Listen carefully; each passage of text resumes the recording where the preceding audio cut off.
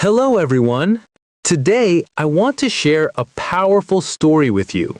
It's not only to improve your English skills, but also to motivate you to believe in yourself.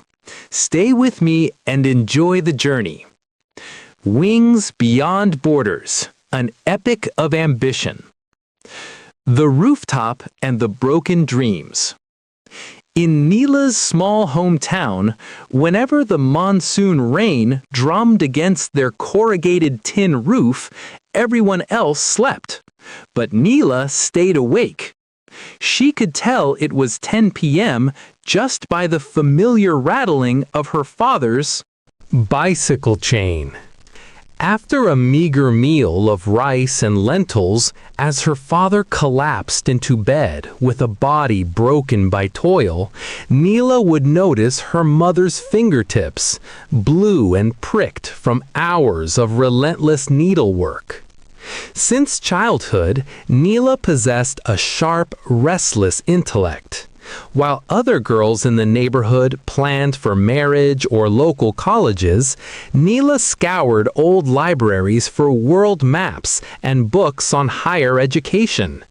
The neighbors would whisper behind her back, "Her father can barely put salt on the table and the girl dreams of going abroad." Those stinging words reached Neela's ears, but she remained silent, saving her answer for the right time. The silence before the storm. The battle for a scholarship was anything but easy. Neela knew her father lacked the bank balance required for a visa. Her only weapon was a full free scholarship. Returning home after 4 grueling private tuitions, her body would scream for rest.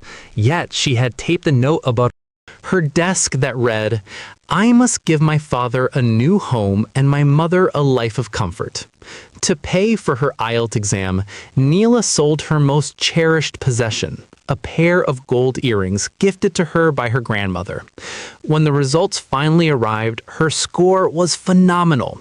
She secured admission to a prestigious university in Canada. But what about the airfare? In a final act of sacrifice, her father sold their last piece of ancestral land. He told her, "Neela, this land is my past, but you are my future. Land can be regained, can be bought again, but this opportunity will not return." Strange streets and nameless struggles. When Neela stepped onto the streets of Toronto, the temperature pierced through her bones. Her cheap jacket was no match for the Canadian winter. Initially, she lived in a cramped basement shared with 4 other girls. Her days began at 5 a.m. Trudging through thick snow, she worked at a coffee shop for 3 hours before sprinting to her university lecture halls. Between classes, she survived on dry assistant, which significantly increased her income. 2 years later, Neela sent her first substantial remittance home. With that money, her father cleared all his debts and her mother finally received the medical treatment she had long delayed.